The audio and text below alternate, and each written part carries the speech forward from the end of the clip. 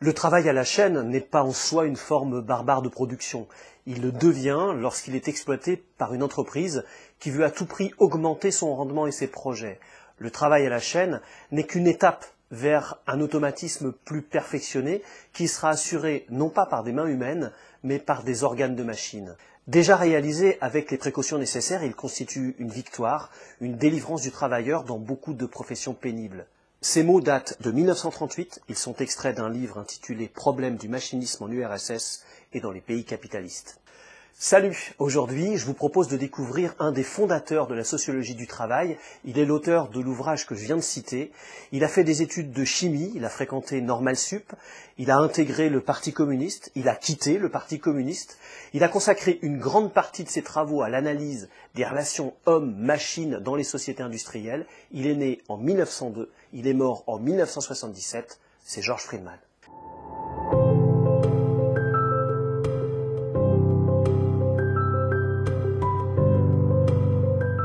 La dimension la plus connue des recherches de Georges Friedman concerne le travail et tout particulièrement la critique du taylorisme.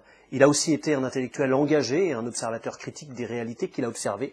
Ses engagements et ses travaux de recherche se sont alimentés mutuellement.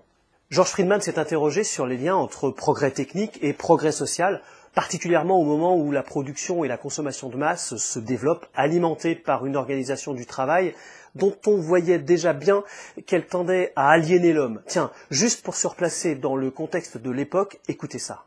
Le capitalisme dit, grâce au profit qui suscite l'initiative, fabriquons de plus en plus de richesses qui, en se répartissant par le libre marché, élèvent, en somme, le niveau du corps social tout entier.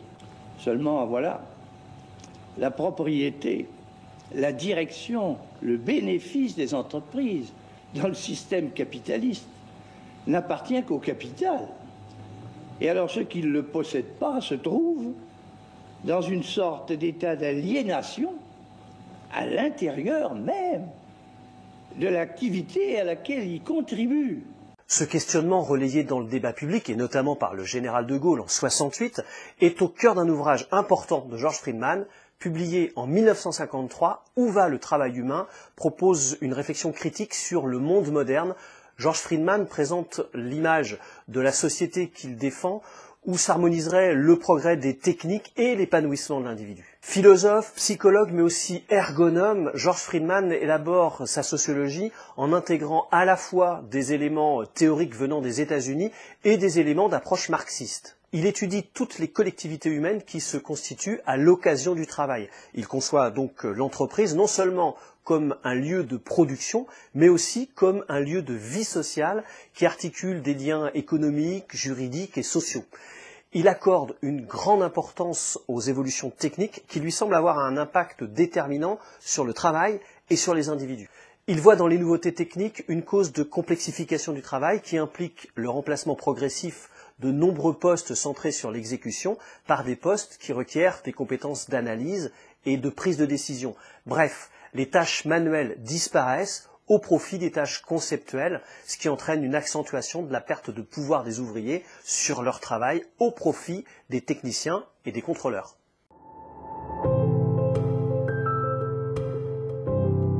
Georges Friedman construit une critique de l'organisation scientifique du travail à partir d'une étude méthodique du taylorisme.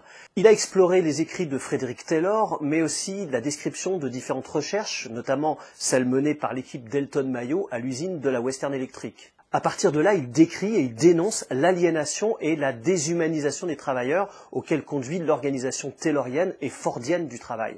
La coupure entre concepteurs-organisateurs du travail d'un côté et exécutants de l'autre, qu'il nomme la grande dichotomie générée par l'organisation scientifique du travail, s'en trouve renforcée et aggrave la déqualification ouvrière et la déshumanisation du travail. Georges Friedman y voit un risque de régression sociale important. En ça, il se rapproche en partie de l'analyse défendue par Hannah Arendt dans un ouvrage paru en 1958 et intitulé « Conditions de l'homme moderne ». Alors la critique de l'organisation scientifique du travail de George Friedman ne se place pas d'un point de vue managérial. Il ne croit ni à la nécessité ni même à la possibilité d'une rationalisation systématique du travail. Il conteste l'existence d'un one best way, comme le croit Taylor, c'est-à-dire d'une seule vraie bonne manière d'exécuter le travail scientifiquement déterminée. Sa critique radicale aboutit à une condamnation morale et totale de la parcellisation et de la déresponsabilisation du travail auxquels aboutissent le taylorisme et le fordisme. Tout d'abord, le travail est dépersonnalisé. Le management scientifique, en s'appliquant à la production de séries, a constamment tendu à simplifier et à standardiser les tâches et à dépersonnaliser le travail. Chez l'ouvrier spécialisé, prisonnier de l'organisation scientifique du travail, la dépersonnalisation s'accompagne de la conscience de ne jamais pouvoir achever une tâche, de ne jamais pouvoir se dire qu'on a réalisé quelque chose soi-même et qu'on a bien fait. Un travail dépersonnalisé, toujours inachevé, c'est aussi un travail dépourvu de participation. Grâce à ses visites d'usine à la Western Electric et à la lecture de rapports confidentiels, George Friedman comprend et dénonce l'orientation managériale des travaux de l'école des relations humaines. Dans Où va le travail, il dévoile le truc d'Elton Mayo. En fait, après le départ de l'équipe de recherche, la Western Electric a mis en place des conseils dont le rôle était d'écouter les problèmes des ouvriers pour leur apporter des solutions. Le truc, révélé par un disciple d'Elton Mayo, consistait à inscrire les problèmes professionnels des salariés dans un cadre de référence privé.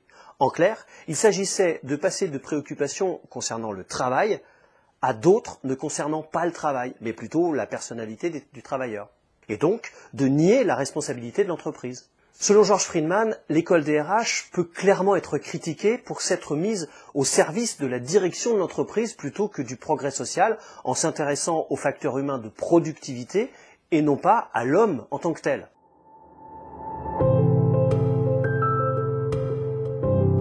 Si l'analyse de George Friedman porte évidemment sur l'organisation du travail dans le cadre du capitalisme, elle traite aussi de la technique et de ce qu'il nomme le technicisme.